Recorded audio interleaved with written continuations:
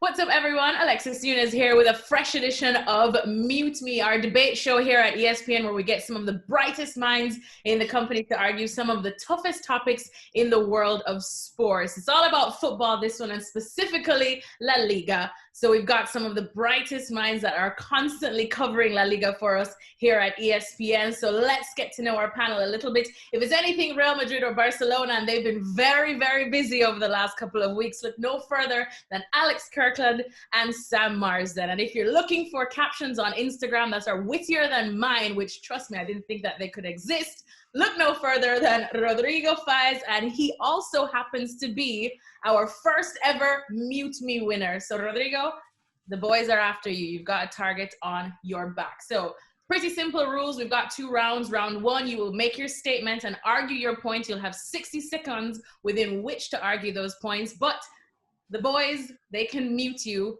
from as early as 15 seconds if they're just not buying what you're saying. I also have a golden mute that I can mute you at any time, at any moment, but I can only use that once because I'm the boss. Let's get started in no particular order. Let's start with Sam. I'm going out on an absolute whim here and saying that now that he's staying, Lionel Messi is gonna lead Barcelona to the La Liga title once again. Okay, so yeah, everyone knows what's happened with Lionel Messi over the last few weeks, and that Barcelona are supposedly in crisis, and that they can't win anything, and that they're a disaster. But I actually think that now that he's staying, Lionel Messi is going to lead Barca to the title once again. It's been, I think, in the pre-Pep Guardiola years were the last time that Barca failed to go sort of 2 years without winning the title. Real Madrid haven't won back-to-back titles since 2008 either. And people say maybe Messi won't be motivated, won't be the same player. But I think we're talking about a guy that's broke goal-scoring records across Spain, across Barcelona. That's won 6 Ballon d'Ors. That is still the best player in the world, that is still capable of winning matches. He might not be capable of winning every match, but over the course of the season, he's capable of winning enough matches to win the league for Barcelona.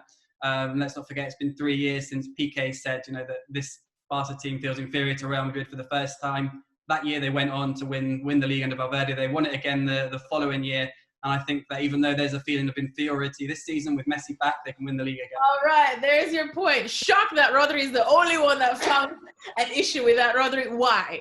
No, I do agree with Sam that, Messi is the best footballer in the world. But, Leo Messi, after these 2 weeks saying that he's staying only because he doesn't want to go to trial with Barcelona, why? He's not self-confident. He's not going to be identified with the club. He's not identified with Koeman. He's going to play who? I mean, because his best friends, Vidal, you got Luis Suarez, they went away. I mean, it's going to be so impressive for him to be part of this without, Arturo Vidal, with Suarez, and with Dembele and Griezmann. So I think, that he's going to be, he's going to have it very difficult to win anything with Barca this year. Messi is at his best when he's angry, and if he's angry with the club, maybe it'd be even better. I always remember at the Bernabeu playing with blood dripping from his lip and the tissue, and even without Suarez and Vidal, I think once he gets onto the pitch, he can channel that anger. Love that. We love an angry Messi. It's a different side of Messi we never see. So we'll end that point there. Second person up to the block, Alex. What is your point? And just take it away with your argument. It's very simple, this one. Gareth Bale is a Real Madrid legend. Hear me out. Think about the most iconic Real Madrid moments, the biggest moments from the last decade. Think about the overhead kick against Liverpool, Champions League final in Kiev. Think about the crucial 2-1 goal in Lisbon in 2014 against Atletico. Everyone talks about the Ramos header. Bale put Madrid in front in extra time. Think about the Copa del Rey final, that incredible goal that Bale scored against Barca, running off the pitch and down the wing. The goal that Marc Bartra still has nightmares about. I could go on time and time again over recent years. The best. I had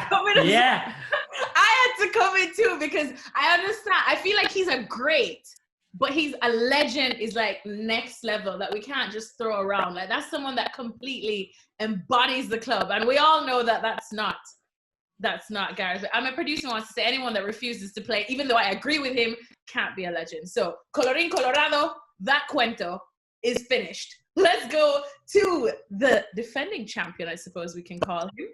Rodri, what is your point? And I don't even need to tell you to take away your argument because you're just going to jump right in. Okay, I'm gonna talk about that Real Madrid won't win any major title till they sign Mbappe. Okay. Are you ready? Okay, there we go. Let me first of all contextualize Real Madrid. I mean, what happened last year, because they won the title because Barca lost the title in La Liga, okay? They were kicked out of the Copa del Rey by Real Sociedad, and they were kicked out of the Champions League by Man City's worst version, you know, since Guardiola came in. So that's why my question is the following. I mean, how much will it take for Real Madrid to win a major trophy once again? I mean, for me, it will take ages unless they sign Mbappe next summer. And I'm going to explain because, you know, you got Benzema, who is a great striker, amazing. I really love Benzema, but he's not the same scorer than Cristiano Ronaldo, like the Portuguese did before. And what about the rest? Vinicius, you got Rodrigo Faez, then you got Hazard. What about Hazard? Where is Hazard? No! Oh, he's been muted. He wants to unmute himself. Alex, you weren't buying it first, so why was that? I saw you making faces. I felt like Rodri was kind of arguing against himself there, because he was saying that Madrid can't win a major title without Mbappe, except last season, like literally a few weeks ago, when they just did win the league without Mbappe. That it seems like they've proved very, very recently, in very recent memory, that they can win trophies without Mbappe. Of course, they'd love to have Mbappe in the team, but I think they can win things this season anyway. Let's bring Rodri back in then, because Alex makes a very fair point there. No, Alex, you know perfectly how Real Madrid works, you know. And what about, you know, Hazard, Rodrigo Faez, Vinicius? You can't compete with these kind of players, you know. Maybe in 2-3 years, they have already. Okay. They are competing with those players. It's already happening. They competed against the worst version of Barcelona in years, man. That's why they won the league. Sam, care to weigh in on this dogfight? I half agree with Rodri. That's why I let him talk for so long. But I also think logic goes out the window with Real Madrid. And even when you think they're really bad, somehow they end up winning a trophy. And if we're counting the Copa del Rey as a major trophy, or who knows in the Champions League, then I don't think they need Mbappe to win trophies. They somehow managed to find a way, a Sergio Ramos way. We're gonna move on to round number 2, and this one is a feisty round. This is a quick fire round. I'm gonna throw out some statements, and whoever wants in, just go ahead. And then the rest of you guys, if you want to attack the person that goes first, by all means. Love it. Let's start. Where do I want to start? Ooh, okay. Here's one. Why don't? Because it's so fresh into our minds. Ronald Koeman will be sacked by Christmas. I believe this. I believe this quite strongly. I have to say, look, Koeman, he's a specialist in falling out with everybody. He's been there for 5 minutes. Messi already wants to leave. I know it's not because of Koeman, but it might not be a coincidence. He spoke to Luis Suarez for a minute on the phone, telling Suarez that he was off. Previously, when he was at Valencia a while ago, it was the most toxic atmosphere that anyone can remember in a dressing room when Koeman was in charge there. I'm not convinced he's got a great record at club level. Talk to Everton fans. They'll tell you how disappointing Everton were under Koeman. I'm not convinced he's got the style to suit Barcelona either. I don't think that they'll necessarily play the kind of football that the fans want to see. The players he's talking about bringing in, Memphis Depay, with Naldum as well, I don't think they're good enough. I wouldn't be surprised at all if Koeman's gone by Christmas. Anybody agree or disagree? I disagree. I think he's going to last forever. And I'm going to say why. First of all, yeah, believe me. He's going to last forever until he wants. Because he has personality, he has character. He's a bit arrogant, but he has character. A little bit.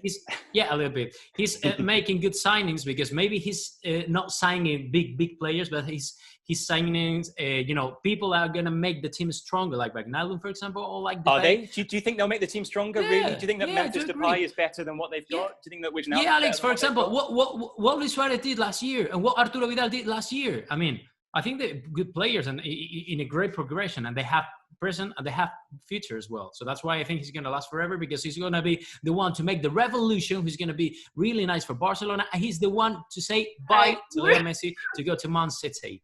We're going to cut you there, because nothing lasts forever. I don't even think your mom will love you forever, Rodri. So there we go. Here's another one. Speaking of potentially toxic atmospheres, Atletico Madrid won't be successful again until they get rid of Diego Simeone. Atletico will not make the top 4 this season because they have started call. to stagnate a little bit under Simeone, and maybe it is time for a change. You could argue that after almost 10 years at the club, it's time for some fresh ideas. The Simeone that we saw in those early years when they were so resolute in defence has changed. The personnel are different. They're not as good at the back. They still have their big games where they can lock teams out, but they're not the same as they were. And in attack, goals have really dried up. Bets on Costa, Morata, and other strikers haven't worked out. And we're always wanting to see Simeone evolve and to take them to the next level. And maybe he's taken them as far as he can go. I think there's always the risk that getting rid of him could backfire, of course. But I think that maybe it's time for a change. Let's see what could happen, because I'm looking at teams like Sevilla this season, the Basque teams, Villarreal. And I think they're all, moving forward. They've made good signings. They look progressive. And I think Atletico have been slow this summer, and their place in the top four was in doubt last season at one stage when we came back from the lockdown. And I think that maybe this season again they're going to have a fight on their hands to make the top four. I agree those teams are making progress. I think Sevilla could easily finish third. I agree with that. But I'm not sure if the likes of Villarreal or the Basque teams, realistically, I don't think they'll finish ahead of Simeone's Atletico. I agree they've stagnated a bit. I agree they're not the team that they once were. But I think top four, I think to finish fourth is well within their reach. I think there are big questions about Emery's Villarreal. I think there are big questions as to whether Real Sociedad will be as good as they were last season, having lost Martin Odegaard as well. So I think they'll finish top four. All right, we'll end that topic right there then, because you guys are just so gosh darn convincing. Here's another juicy one. Oh, I'm going to throw this juicy bone out there, and I can't wait to see who wants it first. Although a very good player, and I chucked in the very, and a great accumulator of red cards, Sergio Ramos is not a world-class defender. Why? That's just a statement. That's just a statement. Why? That's not my personal opinion. He's the best defender in the world. Still, after more than 15 years in the professional football. He did it really well at Seville. He did it really well at Real Madrid. Doesn't really mind, the coaches he had. He's been the only guy who was trying to maintain Real Madrid level in the past 3-4 years. And without him and Cristiano Ronaldo, Real Madrid wouldn't have won any Champions League titles with Zidane or Carlo Ancelotti. He's the main guy here in Real Madrid. Come on. I think there's a crucial distinction here. I think he's a world-class player, yes. Is he a world-class defender, purely defender? I don't know. And honestly, Rodri, do you think he's a better defender than Virgil van Dijk, for example? A better defender? For me, yes. An even better striker than Van Dijk. That's for sure.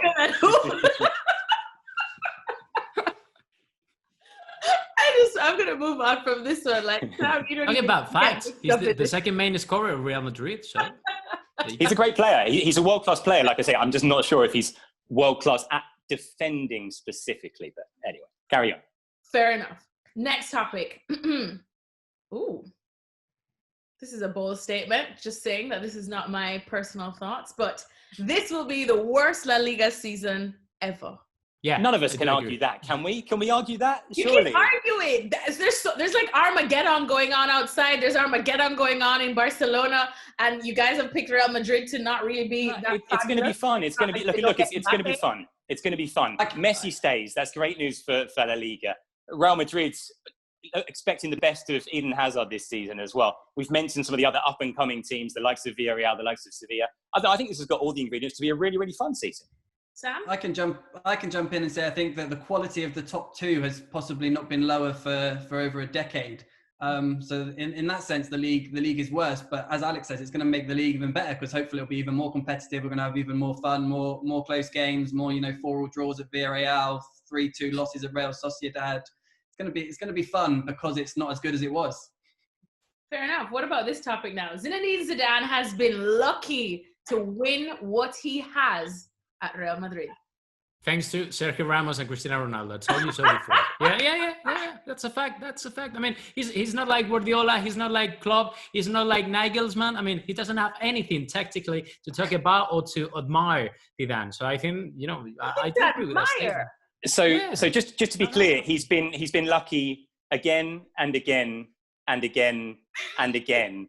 He's won the Champions League. What is it? How many times as a coach now already? He won La Liga twice as well. That's all been luck. It's been luck every single time. Pure luck. Nothing else to it. Is that seriously what we're saying? Sam? Yeah, it's complete luck. Oh, what a You know that's not true. Final topic now. We could see a big club get relegated this season.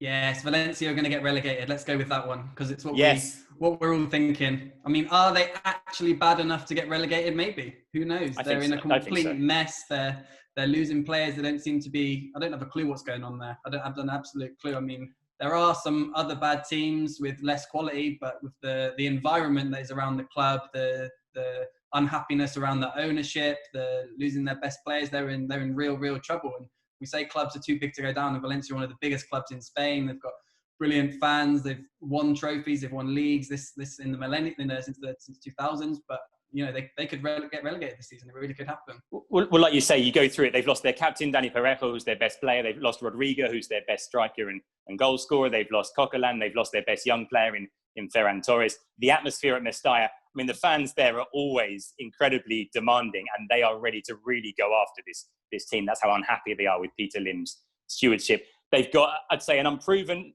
probably a good coach in Javi Gracia, but unproven at the highest level. I totally agree. I wouldn't be at all surprised if they were at least in a relegation battle and maybe relegated.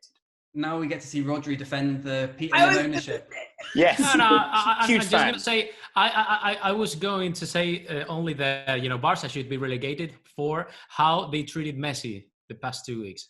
But they're not going to be relegated. So right, on that note now, to be fair, I think a lot of people might agree with you on that one. How dare you, Barcelona? But anyway, that brings an end to our La Liga edition of Mute Me. Gosh, it's always so hard to crown a winner for today. But you know what? For keeping such a level head in the face of the hurricane that is Rodrigo Faez, I'm giving it to Alex Kirkland.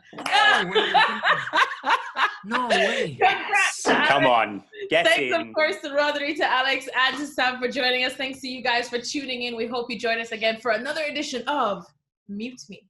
Thanks so much for watching ESPN on YouTube. And for more sports highlights and analysis, be sure to download the ESPN app. And for premium content and live streaming, subscribe to ESPN Plus.